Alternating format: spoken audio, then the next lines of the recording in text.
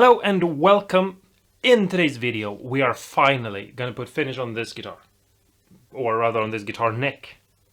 You might have seen that I did a video not too long ago where I showed you relicking a neck, and if you did maybe see a short where I showed you a neck that I had just painted, well, I had two necks that needed to go through the paint. This is the second one, and the first one was painted to be relicked, so I thought it was maybe not a good thing to show you the paint process, since I've already done a similar thing but hand painting it for the mic guitar neck. But yeah, so we're gonna spray paint this with a spray gun, and I'll show you how I do it. So once you have your neck, you need to sand it or something, depending on what sort of thing you have on it, so that it is nice and ready for a finish, which is what I've done to this neck. You might remember this neck from a build series I did a while back, where I went through all the steps of taking a Harley Benton neck, which is what this is, and putting on new frets and putting on binding, because I thought, hey, maple neck with binding that is black could look cool, which I think it does. So yeah, let's paint this neck. Now, if you've seen my YouTube shorts, you've already seen this. This is my painting stick for guitar necks. I have one for guitar bodies as well, but I think it's occupied at the moment by a guitar. Is it? Where is it? Yes. Anyway, it basically looks the same, except it doesn't have these metal pins that stick out. And the reason why it has these metal pins, which I hope you can see, is because that elevates it away from the neck and makes the surface area that is touching it just around the holes. And I have different sizes because not all necks are the same, but usually I can at least line up two of them. And that I can do right now, right here. So I'll just screw these in, and then as you can see, the neck sits on there firmly, and the pins have a little bit of an area around them, you can see right here, that basically will get no finish, but it's not even, you know, it's like a mill around the hole, so it doesn't really matter. This whole area here is going to be covered up by the neck pocket, but I do want to get finish on this, and I do want to get it looking neat and nice. And the reason why I want this stick is because if I hold the neck like this and paint it, I'll get finish on my hand, and then I will have a big void here. This way I can hold the neck and I can rotate the neck, I can change the angles, I can play with it like I'm a samurai or something. Wah! And I can get around everywhere I want to get and put paint all over it. And that's what we're gonna do. But first, because if you have a neck that is primed or something and it's ready to go, you don't have to do this.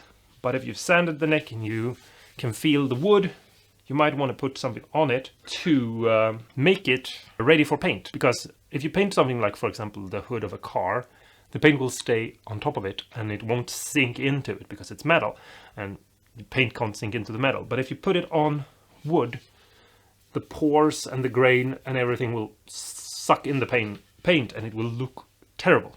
Really, really bad.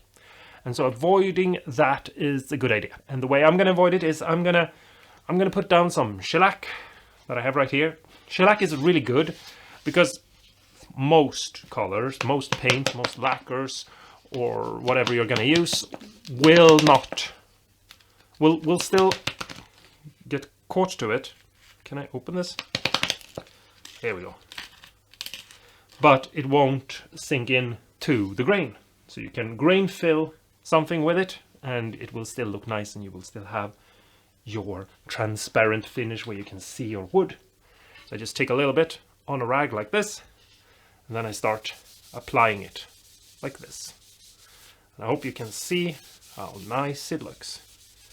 And you could actually, if you wanted to, go with just the shellac. It's a very nice finish, so I recommend you using it. For example, if you want to make a really nice guitar neck, you can just take some shellac and put on, and after 5 minutes you can put on another layer and another layer, and you can build it up, and that's a really nice way to do it. And you can just wipe it on. I'm gonna put on maybe 3 coats.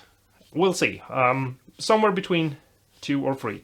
And that's the reason why is because it will sink in a tiny bit and stop the grain, and then it will sink in to the other layer, the first layer, and just sort of make it look nicer and better in all ways that it can. I'm not explaining that very well, but I hope you understand what. Shellac is a really good finish, and if you want to, you can, well, as I've already said, do just shellac and you'll have a really nice looking guitar neck that has a beautiful finish, and that will look great and that will work really well.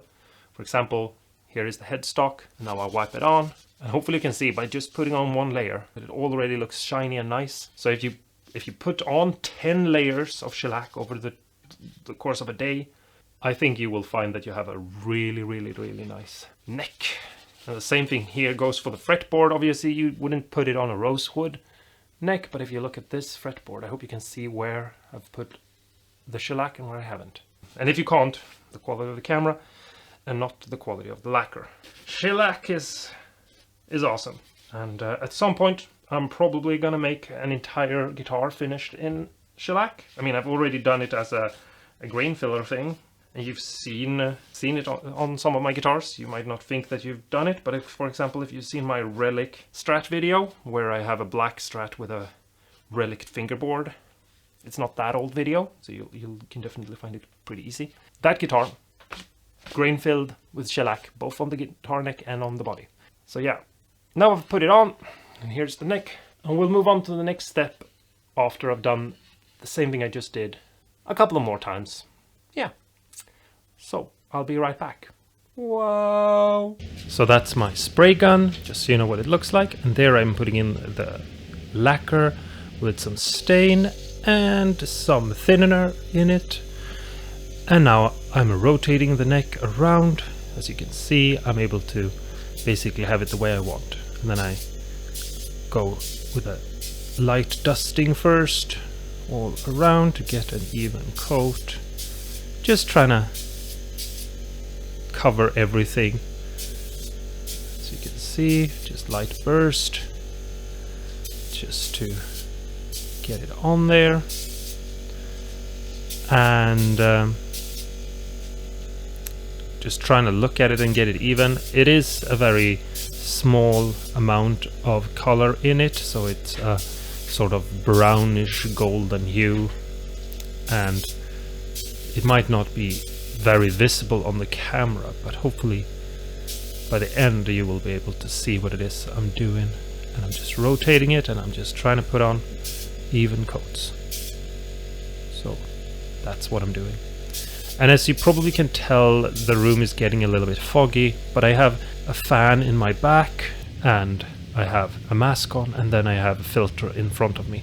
And now I'm just moving the neck around, and I'm sort of just dancing a little bit and moving it around. And that's because as the neck is starting to dry or gas off, I don't want to create any runs, and so by moving it around for a couple of seconds or maybe a minute while that is happening, I can assure that I don't get any rounds. So here is the neck now, and it's been left to dry. And here's the back. I don't know if you can see it, but I have a little bit of a mess up right here, but I'm not gonna worry about it. The neck feels nice, and except for a little bit of a mistake right there, and yeah, maybe somewhere else. I think it all looks pretty nice. Here's the headstock and the fretboard. It's a little bit dirty, which you might be able to tell because it needs a little bit of work, obviously. And then here's the back of the neck as well.